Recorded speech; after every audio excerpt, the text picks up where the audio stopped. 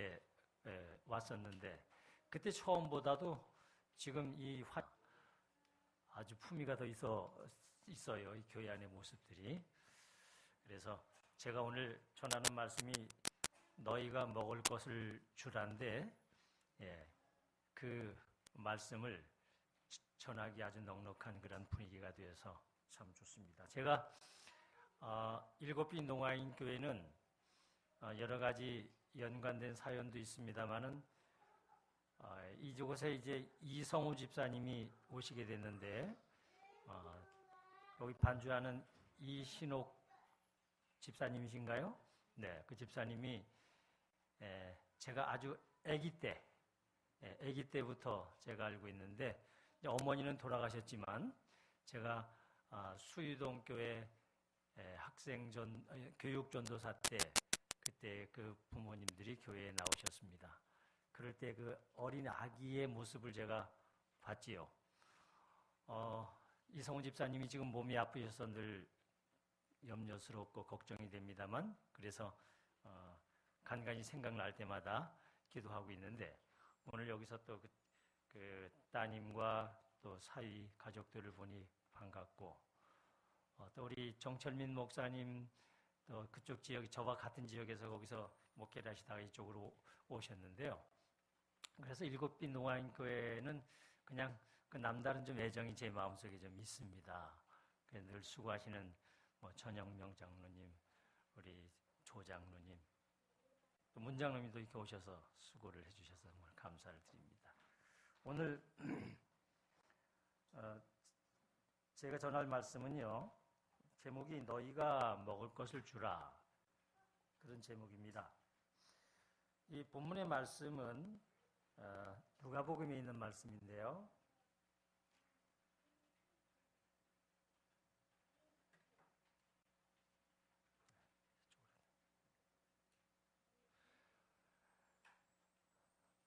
누가복음 9장 10절로 17절에 있는 말씀을 제가 천천히 좀 봉독하겠습니다. 사도들이 돌아와 자기들의 모든 행한 것을 예수께 고한데 데리시고 따로 베세다라는 고을로 떠나가셨으나 무리가 알고 따라왔거늘 예수께서 저희를 영접하사 하나님 나라 일을 이야기하시며 병 고칠 자들을 고치시더라. 날이 저물어 가며 12 사도가 나와 여짜오되 무리를 보내어 두루 마을과 촌으로 가서 유하며 먹을 것을 얻게 하소서. 우리 있는 여기가 빈들이니이다. 예수께서 이르시되 너희가 먹을 것을 주어라 하시니 여짜오되 우리에게 떡 5개와 물고기 2마리밖에 없으니 이 모든 사람을 위하여 먹을 것을 사지 아니하고는 할 수 없삼나이다 하였으니 이는 남자가 한 5,000명 되밀어라. 제자들에게 이르시되 때를 지어 한 50명씩 앉히라 하시니 제자들이 이렇게 하여 다 앉힌 후 예수께서 떡 5개와 물고기 2마리를 가지사 하늘을 우러러 축사하시고 떼어 제자들에게 주어 무리 앞에 놓게 하시니 먹고 다 배불렀더라. 그 남은 조각 12바구니를 거두니라. 17절까지에 있는 말씀을 봉독했습니다. 이 말씀을 배경으로 너희가 먹을 것을 주라 하는 제목으로 말씀의 은혜를 나누고자 합니다. 이 내용을 우리가 흔히 일컬어서 오병이어라고 얘기합니다. 오병이어 사건. 떡 5개와 물고기 2마리와 관련된 그런 사건이라는 얘기죠. 이 내용은 지금 우리가 누가복음을 읽었습니다마는 마태복음과 마가복음과 누가복음과 요한복음에 이 내용이 다 등장하고 있습니다.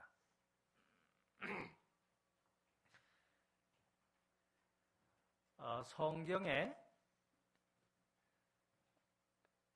그 마태복음과 마가, 누가, 요한복음의 내용들을 예수님께서 이 땅에 오셔서 하신 모든 그 사건들을 이렇게 일련 번호로 쭉 연결시켜서 1번부터 179번까지 나열한 그 사건, 그것을 복음조화라고 합니다. 그래서 예수님께서 태어나실 때부터 부활 승천하신 것까지, 그러니까 예수님께서 태어나신 그 상황을 얘기하는 요한복음 1장 1절에 태초에 말씀이 계시니라 하는 그것이 1번이고,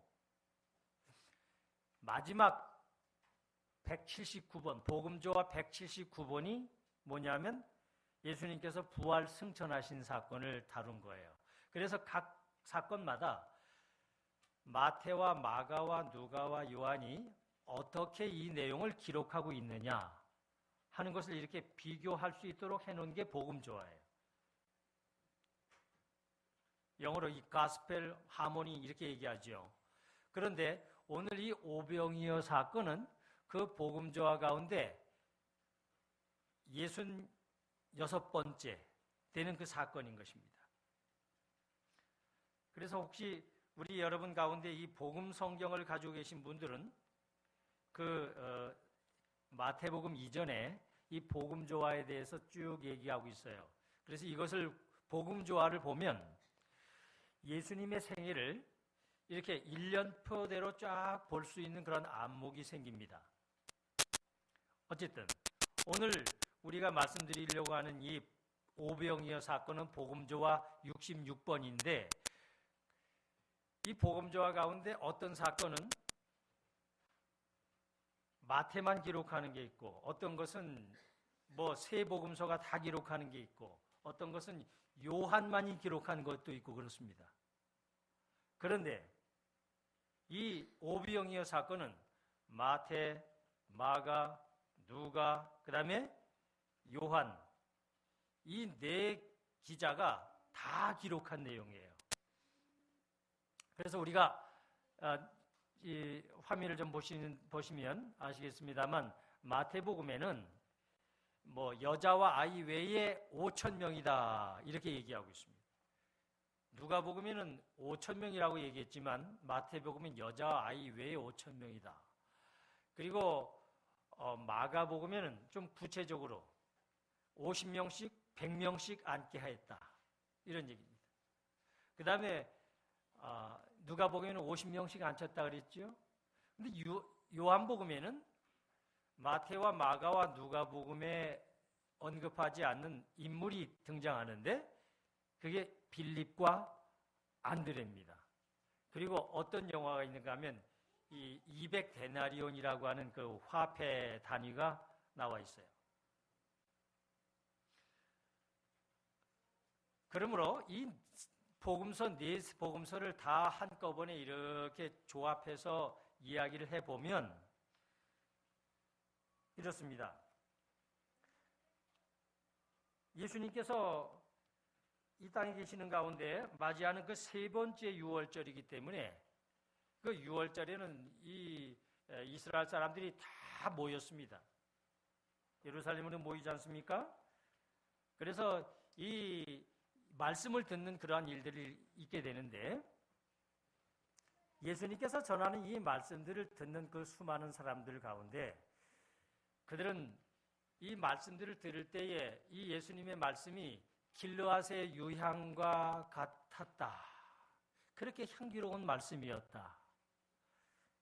우리로 말하면 정말 꿀맛 같았다 그런 얘기죠. 예수님께서 이 말씀을 하실 때에, 하늘의 이 말씀을 하실 때에 그 사람들이 이 세상에서는 들어보지 못하는 그러한 그 천국의 음성들을 듣게 됨으로 인해서 그들의 마음이 평화로웠다 이 말입니다. 그런데 시간이 지나가는 줄도 잊어버렸다는 것입니다. 그날은 이 지상이 천국 같아서 식사하는 시간이 지났음도 잊어버렸다. 그런데 그들에게 이 먹을 것을 줘야 할 텐데 지금 이 많은 사람들을 대형 마켓이 있는 것도 아니고 어디 가서 물건을 먹을 것을 사서 줄 수 있겠는가? 그래서 제자들에게 예수님께서 너희가 먹을 것을 주라고 얘기하신 것입니다. 그러니까 지금 이 누가복음 본문에는 없지만 요한복음에 보면 어떤 얘기가 전개되는가 하면 너희가 먹을 것을 주라고 얘기하니 제자들이 깜짝 놀랐습니다. 우리가 어떻게 먹을 것을 주라는 얘기입니까? 그래서 이 빌립이라고 하는 사람이 빌립이라고 하는 사람이 우리가 이 사람들을 다 먹이려면 200데나리온의 돈이 있어도 부족합니다. 그럴 때 이 얘기를 듣고 제자 가운데 안드레가 열심히 막 왔다 갔다 찾았어요. 누가 도시락을 가지고 온 사람이 있는가? 그랬더니 한 소년이 도시락을 가지고 오는데 그 도시락을 펴보니까 거기에 무엇이 있더라? 보리떡 5개가 있고 물고기 2마리가 있더라. 그것을 예수님께 가지고 간 것입니다. 예수님께서 축복하시고 축복 기도하시고 그들을 50명씩 100명씩 앉혀있는 그 무리들에게 나눠줬는데 그 다 먹고 배불리 먹었더라. 남은 조각이 12바구니가 되더라 하는 그런 내용이죠. 그래서 우리는 이 이야기 속에서 이 빌립과 안드레라고 하는 그러한 인물들의 얘기도 하기도 합니다. 예컨대 이 빌립과 안드레를 얘기할 때 빌립은 예수님의 말씀을 들었지만 그 들은 모든 상황들을 보고 좀 더 믿음으로 예수님께서 명령하셨으니 뭔가 이루어지겠구나 하는 그러한 믿음과 기대감으로 나아가지 못하고 멈칫하는 사람이었음을 알게 돼요. 성향상 200데나리온이 있어도 부족합니다.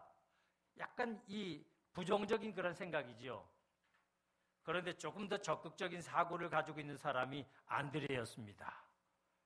그래, 안드레는 예수님께서 너희가 먹을 것을 주라 했으니 우리가 해야 할 부분이 있다는 것을 알고 뭔가를 찾으러 다닌 것이죠. 그런데 도시락을 찾아 발견하게 된 것입니다. 그래서 우리는 이 두 제자의 면면을 통하여 우리가 이 땅에 살아갈 때에 예수님께서 하신 그 명령을 받는 그러한 사람들 가운데 이렇게 좀 차이가 나는 그러한 모습들을 보게 되는 것입니다. 어떤 사람은 약간 소극적일 수 있습니다. 그러나 어떤 사람은 좀 더 적극적일 수 있습니다.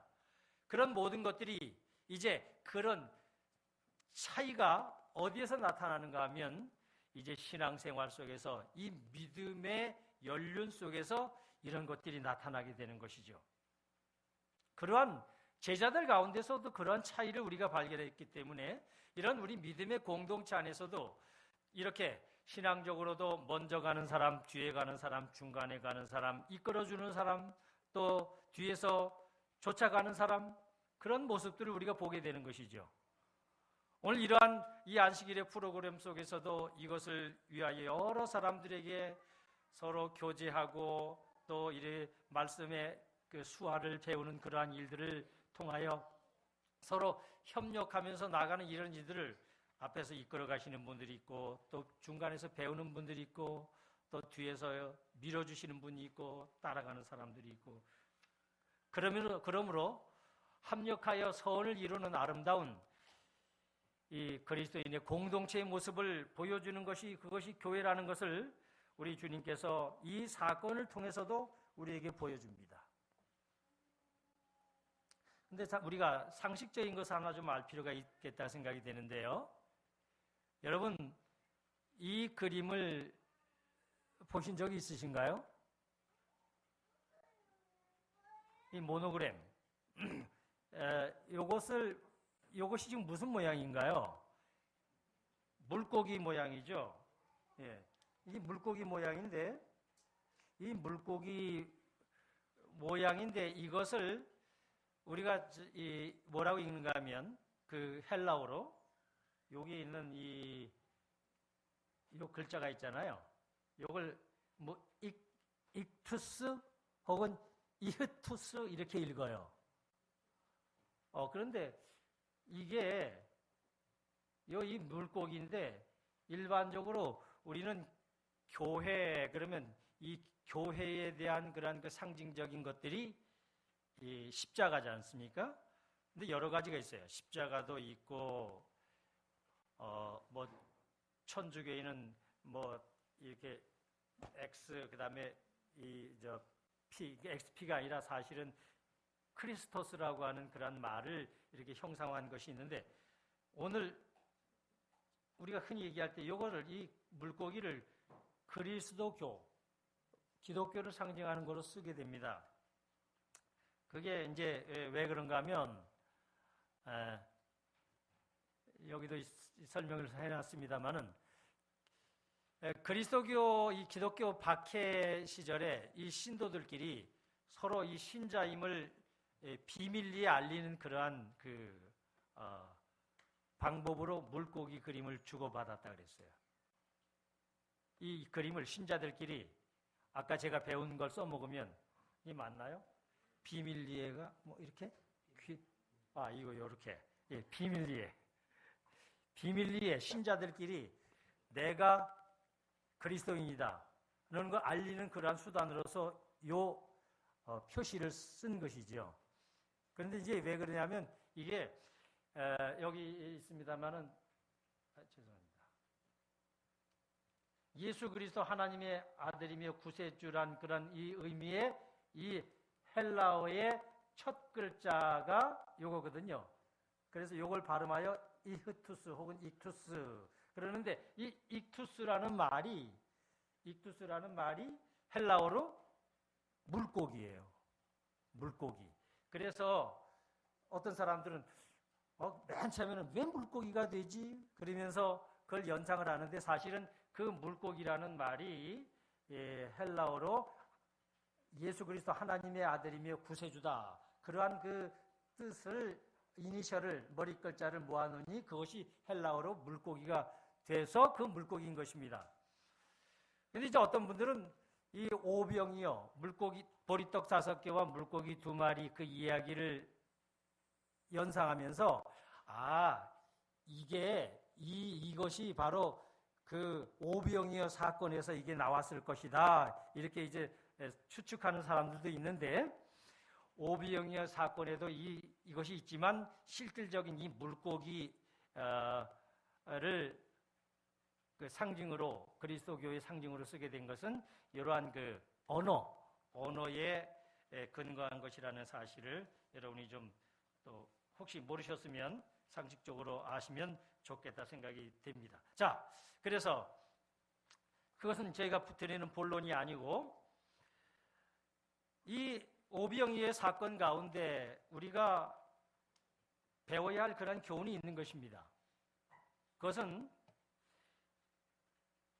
하나님께서 이 땅에 살아가시는 가운데 하나님께서 이 땅에 살아가는 우리들에게 교훈해 주시는 이 내용들이 오늘 이 사건을 통해서 인간의 방법과 예수님의 방법이 다르다는 것이죠.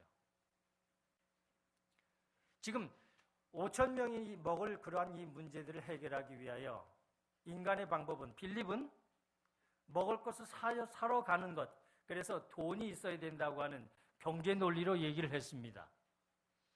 그러나 예수님은 너희가 먹을 것을 주라고 얘기하실 때에 안드레는 그것을 뭔가 예수님께서 하실 것이라고 하는 작은 믿음을 가지고 소년의 도시락을 찾게 된 것이죠. 그래서 예수님의 방법은 하나님의 능력을 의지하도록 우리들에게 가르치시는 것이 예수님의 방법입니다. 이사야 55장 8절에 말씀이 있습니다. 여호와의 말씀에 내 생각은 너희 생각과 다르며 내 길은 너희 길과 다르다고 말씀했어요. 그래서 우리는 신앙생활을 하는 사람들은 내 생각이 이러하다 할지라도 하나님의 생각이 어떠하신가, 우리 주님께서 나에 대한 생각이 어떠한가 하는 것을 늘 배우고 주님께서 원하시는 그 뜻을 따라가는 그것이 참된 신앙인 것입니다. 그래서 우리가 흔히 교회에서 얘기할 때 절제라는 말을 얘기합니다. 왜 절제라는 말을 다른 말로 얘기하지만 저는 개인적으로 이렇게 그냥 저의 신앙 경험 속에 정의를 합니다. 절제는 내가 하고 싶어도 하나님께서 원치 아니하시면 하지 아니하고, 내가 하기 싫어도 하나님께서 원하시면 하는 것, 그게 절제다. 내가 때로는 교회에 오늘은 교회 가기 싫다 하는 그런 생각이 들어도 하나님께서 안식일을 기억하여 거룩히 지키라 하는 그 말씀을 가지고, 어떤 사람들은 병이 들어서 누워있는 가운데서도 나는 죽을 때까지 차라리 교회 더 뒷자리에서 내가 틀어 누워서라도 말씀을 내가 듣겠으니 나를 교회로 데려가 주시오, 그렇게 얘기하는 사람, 그런 신앙인이 있어요. 그러한 모습으로 하나의 그 자신의 생각이 아니라 하나님의 생각을 따라서 살아가고자 하는 그러한 신앙인이 참된 신앙인인 것을 우리는 이 오병이어 사건에서 예수님께서 너희가 먹을 것을 주어라, 뭔가 너희에게 행할 것이 있다는 것, 즉 인간이 무엇을 하는 것이 아니라 너희가 뭔가 하나님의 말씀에 순종하면 우리 하나님께서, 주님께서 그것을 이루신다고 하는 것을 깨닫도록 하시기 위한 것을 여기서 우리가 배우게 되는 것이죠. 또 다른 교훈이 여기 있습니다. 그것은 무엇인가? 우리가 난관에 봉착했을 때 어떻게 하는가? 삶에, 살아가는 가정에 난관에 봉착했을 때 하나님을 의뢰하라는 교훈이 여기에 담겨져 있습니다. 즉, 이 난감한 상황 아닙니까? 이 5천 명을 어떻게 지금 먹일 수 있습니까? 저녁이 되는데. 이 난감한 상황. 여기 시대소망 이런 말씀이 있습니다. 만일 우리가 우리 자신의 생각대로 계획한다면 주께서는 우리가 실수하도록 버려두실 것이다. 우리 자신의 생각대로 그냥 모든 걸 살아가면, 그러나 그분의 분부를 좇은 후에, 보세요.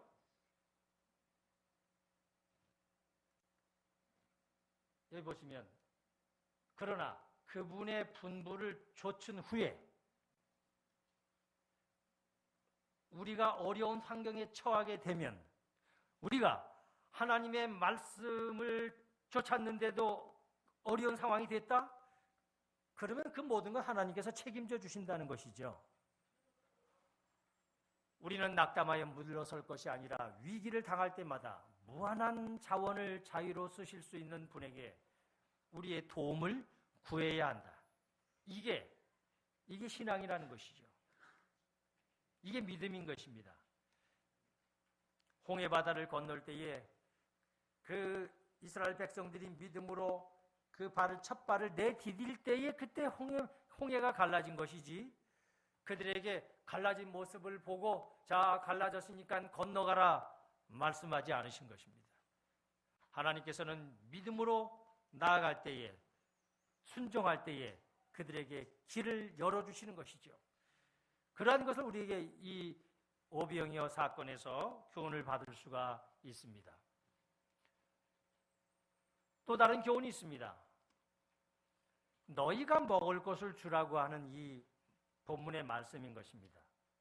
여러분 생각해 보십시오. 빌립이, 상식적으로 생각할 때 빌립이 200데나리온의 돈이 있어도 이들을 다 먹일 수가 없습니다. 부족합니다 하고 얘기하는 그 빌립의 얘기가 그가 틀린 말이었습니까? 그때 상황적으로 보면 그건 맞는 말입니다. 인간적인 입장으로 보면 맞는 말입니다. 그러나 예수님께서 너희가 먹을 것을 주라고 얘기하는 것입니다. 여러분, 우리가 이 교회 안에서 보면 때로는 바른 말을 하는 사람들이 있습니다. 바른 말을. 그 상황으로 보면 맞아요. 어떤 사람들은 얘기할 때에 이러이러를 합시다 하면 안 됩니다 하고 얘기합니다. 안 되는 그 이유가 다 어디에 근거하는가 하면 그때 처한 상황에 대해서 얘기합니다. 그런데 그 상황으로 보면 맞는 말이지만, 그러나 이 교회라고 하는 공동체는 그 상황을 보고 판단하는 것이 아니라 믿음으로 나아가는 공동체이기 때문에, 우리가 이 교회라고 하는 공동체는 그 상황을 보고 판단하는 것이 아니라 믿음으로 나아가는 공동체이기 때문에, 그러나 이 교회라고 하는 공동체는 그 상황을 보고 판단하는 것이 아니라 믿음으로 나아가는 공동체이기 때문에 믿고 나아갈 때에 하나님께서 역사해 주신다고 하는 사실을 믿는 공동체이기 때문에 믿는 사람들은, 믿음의 사람들은 그 상황을 보지 아니하고 우리 주님의 말씀에 의지하는 것이죠. 그래서 그런 얘기가 있지 않습니까? 어느 지역에 비가 하도 오지 않아가지고 아프리카에서 있었다고 그래요. 그런데 교회가 비가 너무 안 오니까 큰일 났어요. 그래서 우리가 기도를 하자. 비가 오게 해달라고. 하나님을 안 믿는 사람들은 이 기우제라 그래가지고 하늘에다가 이렇게 비 오게 해달라고 빌지 않습니까? 마침 그곳에 교회가 있어서 교회도 동일한 상황 속에 처했으니까 비를 허락해 달라고 하나님께 기도하는데, 기도하는 중에 비가 내렸어요. 비가 쏟아지는 것입니다. 그래서 사람들이 그냥 밖으로 나가면서 아이고 비가 오네 그러면서 우산 가지고 올 걸 그러면서 그냥 나가는데, 한 소녀가 나가면서 우산을 쫙 피고 나가는 거예요. 다 비가 오게 해달라고 기도를 하면서 그 소녀는 비가 올 줄로 믿어서 우산을 가지고 왔는데, 그러나 다른 많은 사람들은 비가 오기를 위하여 기도하면서도 거기까지는 믿음이 가닿지 않았던 상황인 것을 우리는 보게 되는 것이죠. 그래서 여러분, 이 오병이어 사건 가운데서 예수님께서 보리떡 5개와 물고기 2마리로 5,000명을 먹이셨다? 기적이다? 예수님께서 기적을 행하셨네? 이것으로만 알 것이 아니라 여기서 우리가 알아야 할 교훈이 하나 있다면, 또 다른 교훈이 있다면, 너희가 먹을 것을 주라. 빌립이 생각할 때 200데나리온을 가지고도 부족하지만, 그러나 너희가 뭔가를 노력을 할 때에 하나님께서 너희와 함께 하시겠다고 하는 것을 보여주시는 것이죠. 시대소망에는 이런 말씀이 있습니다. 그리스도께서는 선지자를 통해서 우리에게 이렇게 분부하셨다. 어떤 선지자입니까? 이사야 선지자죠. 줄인 자에게 내 식물을 나눠주며 괴로워하는 자의 마음을 만족해하며 벗은 자를 보면 입히며 유리하는 빈민을 내 집에 드리라. 이사야 58장. 이 말씀이 참 좋아요. 그래서 여러분이 이렇게 리모델링 하신 것처럼 제가 섬기는 대방교회도 작년, 재작년에 교회를 지은 지 23년 만에 리모델링을 했습니다. 맨 처음에는 5천만 원만 가지고 식당을 좀 이렇게 바꾸자 이렇게 하다가 식당에 이렇게 비가 새니까, 그러다가 그렇게 해선 되겠느냐 해가지고 이제 커져가지고 5천만 원 목표로 시작한 것이 결국은 5억 2천으로 가서 대방교회가 소유하고 있는 면적은 모두 다 새롭게 다 하는 그런 역사를 이루었어요. 그래서 보니까 이 교회라고 하는 것은 그런 과정에서도 생각해 보십시오. 어떤 분들이 목사님 생각해 보십시오. 우리가 어떻게 이걸 할 수 있습니까? 안 됩니다.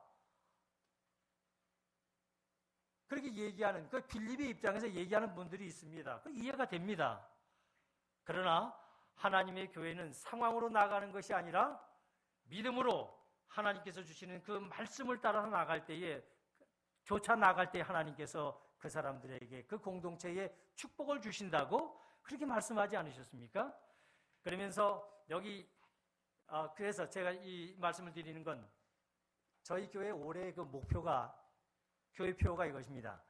이사야 58장을 실천하는 교회가 되자. 이사야 58장. 여러분 아시는 대로 제7일 안식일 예수 재림 교회의 이 마지막 시대의 사명은 세천사의 기별을 전하는 것이라고 합니다.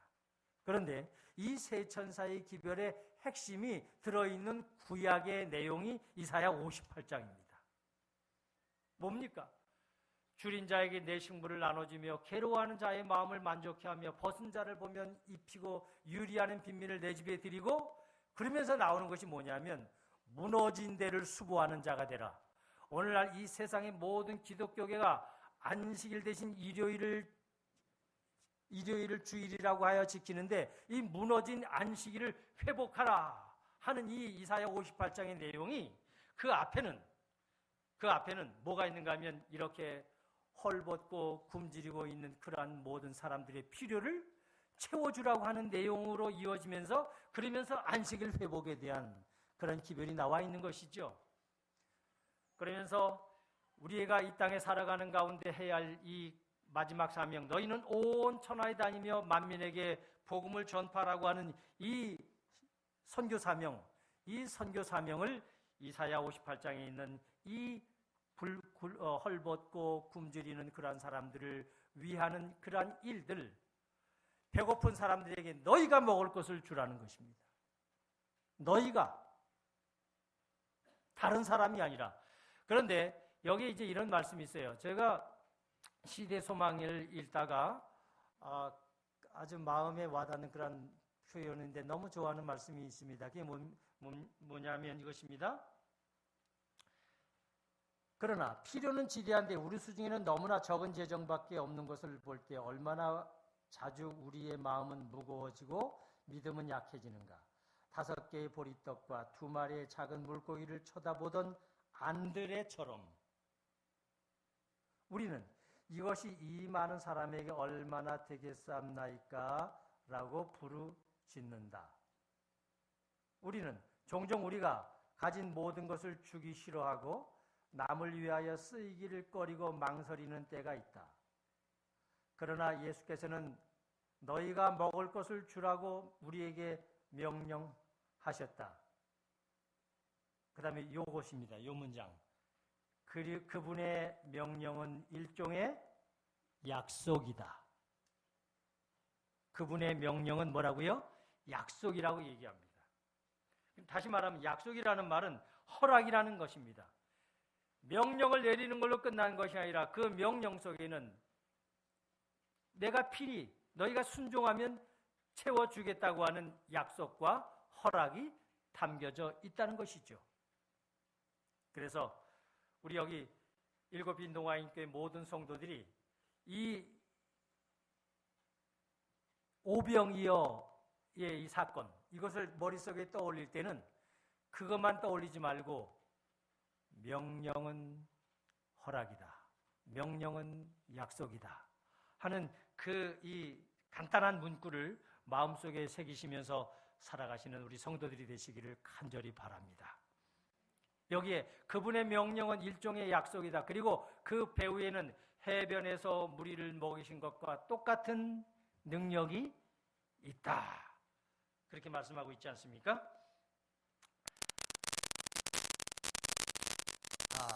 마지막에 교훈입니다. 그래서 이 시대소망에 보게 되면 어떤 말씀이냐면, 그러므로 이제 그대의 보리떡을 예수님께 가져가라 그랬어요. 그대의 보리떡을 예수님께 가져가라. 우리가 이미 구약의 열왕기상 17장 8절로 16절 보게 되면 이스라엘의 무로가 내리지 않아서 모든 것이 말라가는 그러한 때에 먹을 것이 없을 때 엘리야가 사르밧 혹은 사렙다 과부의 집에 가서 그 먹을 것을 요청할 때 그 여인이 자기와 자기 아들이 먹을 것이 없는 가운데서도 대접하는 그러한 일을 했습니다. 이럴 때에 하나님께서 그 여인의 그 헌신과 그 순종을 통하여 그들이 먹고 살아가는 데 부족함이 없도록 그 기근이 임하는 그런 가운데서 허락하신 그 사건은, 그것은 이 오병이어 사건과 동일한 영적 교훈을 주는 구약적 사건이에요. 그대의 보리떡을 예수님께 가져가라. 제가 오늘 이 교회 들어와서 이렇게 천정을 이렇게 보는데, 그때는 처음 이 입주 예배 드릴 때는 제가 이렇게 자세히 보지 못했습니다만은, 이거를 그냥 칠하지 않냐고 우리 목사님께서 말씀하실 때, 칠로 끝나면 좀 품위가 떨어지는데, 이렇게 뿌리면, 이걸 스톤 코트라고 하나요? 하여튼 이렇게 뿌려서 더 격조가 있다. 그래서 제가 이렇게 쳐다보니까 정말 격조가 있다. 근데 이거 보는 순간 왠지 소보로빵이 생각이 났어요. 소보로빵. 갑자기 소보로빵이 먹고 싶네. 근데 소보로빵이 생각이 날 뿐만 아니라 오늘 제가 여러분께 드리는 말씀이 그대의 보리떡을 예수님께 가져가라 그랬는데 보리떡 생각이 난 거예요. 이렇게 보니까 겉이 좀 두들두들하고 보리떡이 그렇잖아요. 예수님께서 이 오병이어 사건을 통해서 우리에게 주시는 그 말씀의 교훈은 뭐냐면 그대의 보리떡을 예수님께 가져가라는 것입니다. 여기에 있어서 우리가 이제 교훈을 좀 보면 이런 말씀이 있어요. 우리는 그리스도에게서 받은 것만을 공급할 수 있다. 우리는 남에게 나눠줄 때만 받을 수 있다. 계속 남에게 나눠줄 때 우리는 계속해서 받는다. 더 많이 나눠줄수록 우리는 더 많이 받을 것이다. 이와 같이 함으로 우리는 끊임없이 믿고 의지하고 받고 나눠줄 수 있을 것이다. 그런데요, 하나님의 사업을 할 때에 인간의 지혜나 수를 믿는 것은 큰 잘못이다. 이 꾀를 믿는 것은 큰 잘못이다. 그리스도를 위한 사업의 성공은 수나 재간이라기보다는 목적의 순수성과 진심에서 우러나는 참된 단순성과 내맡기는 믿음에 달려있다. 개인적인 책임을 이행해야 하며 개인적인 의무를 감당해야 하고 그리스도를 알지 못하는 자들을 위하여 개인적인 노력을 기울여야 한다. 개인적인 책임, 개인적인 의무, 개인적인 노력을 기울여야 한다. 그대보다 더 풍성한 선물을 받았다고 생각되는 어떤 사람에게 그대의 책임을 미루는 대신에 그대의 능력대로 일하라. 여기서 그대의 보리떡을 예수님께 가져가라고 하는 그러한 이 말씀은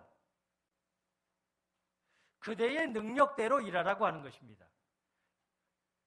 저도 우리 교회 리모델링을 할 때 보면 어떤 사람들은 제가 이렇게 호소했습니다. 이 말씀을 그때도 인용을 했는데 이 교회에 어떠한 사람을 의지하지 말고 나는 그분이 헌신하면 되니까 나는 뭐 가진 것도 별로 없는데 그렇게 하는 이것이 하나님의 뜻이 아니라는 것이죠. 우리 주님께서 이 오병이어의 이 교훈 속에 5,000명을 먹이신 그러한 그 교훈 속에는 안드레가 그렇게 보리떡 5개와 물고기 2마리가 있는 그 도시락을 찾아서 예수님께 갖다 드리면서 우리가 우리의 믿음으로는 부족하지만 그러나 주님께서 뭔가 하실 줄로 믿습니다 하고 그렇게 가져갔기 때문에 우리 주님께서 역사를 하신 것 아니겠습니까? 그래서 그렇게 하라는 것입니다. 그렇게.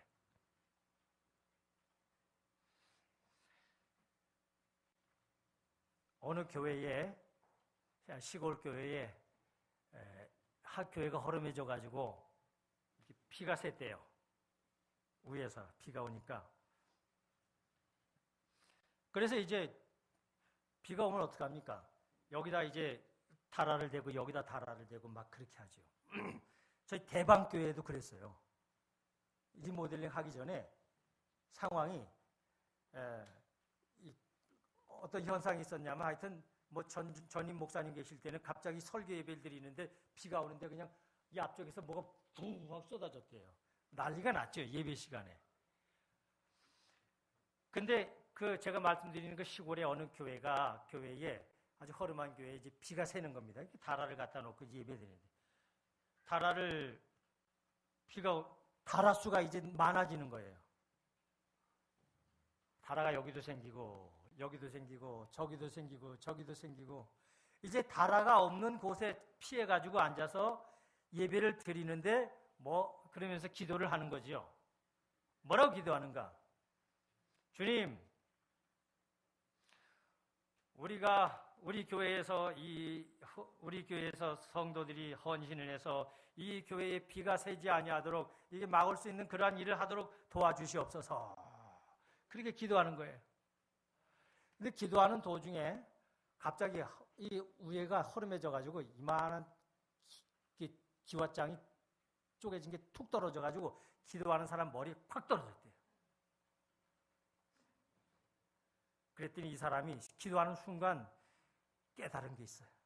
오 주여, 내가 몇백만 원을 헌신하겠나이다, 그런 거예요. 그랬더니 옆에 있던 사람이 일어나가지고 기도를 또 하더래요. 주여, 저 집사님 머리에 기와장 하나를 더 떨어뜨려 주시기 바랍니다.